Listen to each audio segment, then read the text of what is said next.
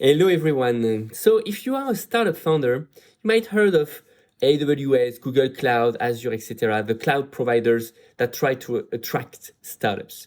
But the real question is it relevant for you as a startup to move on that solutions, and what will be the benefits for you and your company? So first, and before to really deep dive into the explanation, let's explain what is a classical hosting provider and what is a cloud provider. Basically, when you run an application, you will have source code. You will need to host those source code on a server. Often it's going to be a virtual server. And then the application is going to run, and you will have to maintain this server, to upgrade this server, to be sure that your service is running, etc., etc. When it comes to cloud providers like AWS, Google Cloud, etc., the things are a bit different. Of course, on those cloud providers, you can have some virtual server as well. But that's not the real benefits of the cloud providers.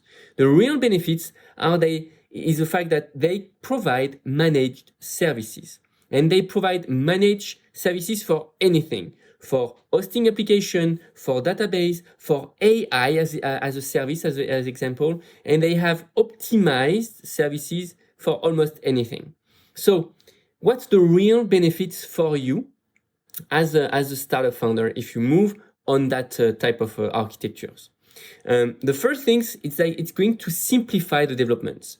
It's going to make it more scalable, and as well bring a bit of complexity. I'm going to develop that point in a second part. So in some way, the fact that you are going to use their ready-to-use architecture, you will just need to focus on your essential source code. And all the rest doesn't really matter. You provide them your source code and they run it for you. And it's scalable because they have two types of solution to make your source code scalable. First, they can use what we call the auto-scalable architecture. Basically, they're going to run your application on a virtual server that they are going to manage. And if that virtual server use too much of his bandwidth and his capacity, CPU, RAM, etc., he's going to create a second server and then a third and a fourth, etc., etc., and it's going to load balance and to spread all the connections across those servers. So that become an auto-scalable architecture. And that's really, really great because it can allow your company to scale easily and without having to really worry about the architecture side of things. So that's one way to scale.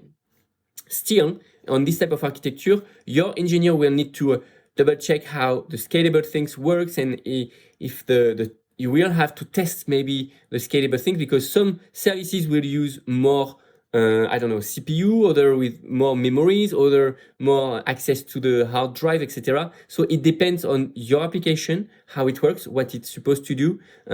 You will have some different type of triggers to upgrade and to automatically scale your architecture. The second solution that is really, really good as well is to pay by CPU time. So there are some specific functions. We talk often about the serverless framework, where you're going to provide some piece of source code to your providers, to your cloud provider, and you're going to ask him to run it only when a request pops up. Which means that you can have a website or an API services maybe for 50 cents a month. Nothing, because you will only pay for the real time that will be executed by their CPUs. And when you don't have any requests, when you don't have any client that use your solution, you don't pay for anything. So that's really, really good from a financial point of view, as well as from a technical point of view, because this type of architecture is automatically scalable because they manage this CPU time. They manage that when there is a new request, they just provide the required time to run it, period. Very, very good. And there are other services that are really good on the cloud providers, which are managed database or database as services. Database as services are great because you can just ask them to run the database service and you don't have to worry about anything else. And the thing is, with this type of database as services, you can have access to very advanced features like all the backups things, etc., as well as the restore point-in-time feature, which is the ability to ask to the cloud provider to restore your database at a specific time, maybe just before you erase the specific data or before something happened on your application. You can have access to those type of things as well, and that's really, really, really good.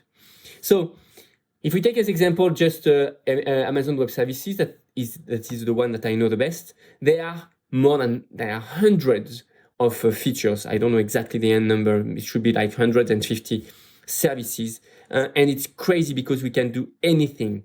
And there are still some drawbacks that you need to know if you decide to move to a cloud provider. And those drawbacks are basically mainly around one thing. It's the fact that you can become dependent.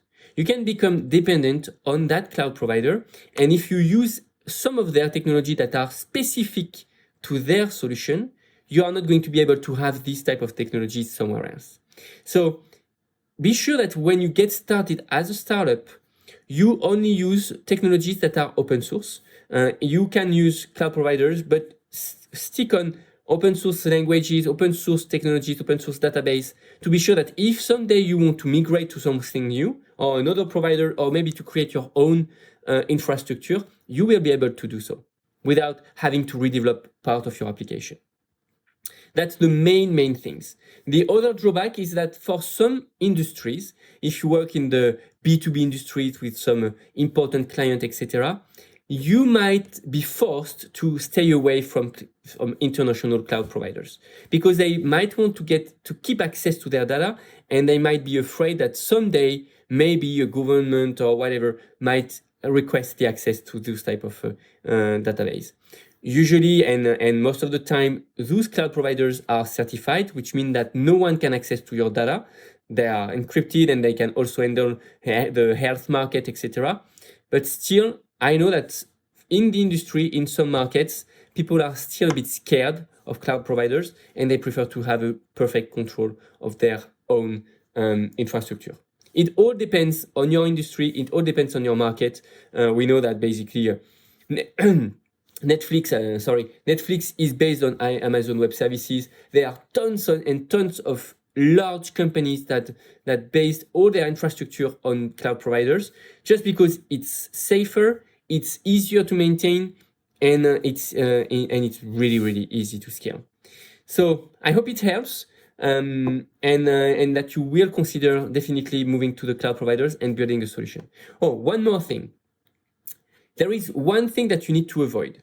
If you work with developers that love cloud providers, be sure that you are not going too fast in deploying your application and your solution on the cloud providers and by using too much services. Because I've seen that in the past, some developers love so much cloud providers that they develop every single piece of functions in a specific functions on the cloud services. So in that case, maybe your application, instead of using 2, 3, 4 services, will use 15. And that complexity that moves away, that is removed from the development side, will be on the infrastructure side, and that can be a nightmare to maintain. That can be a nightmare to evolve and to review on a weekly basis. So be sure to scale one step at a time. Just start with hosting your application on managed services or whatever functions you use on the cloud provider. You can also use microservices. Be sure to use managed database. Be sure to use maybe file storage, etc. But don't go too fast in using all their technologies, because you can really be dependent and it can bring some complexity on your application. I hope it helps. I wish you a great day, and I'm going to talk to you very soon again for another episode. Bye for now.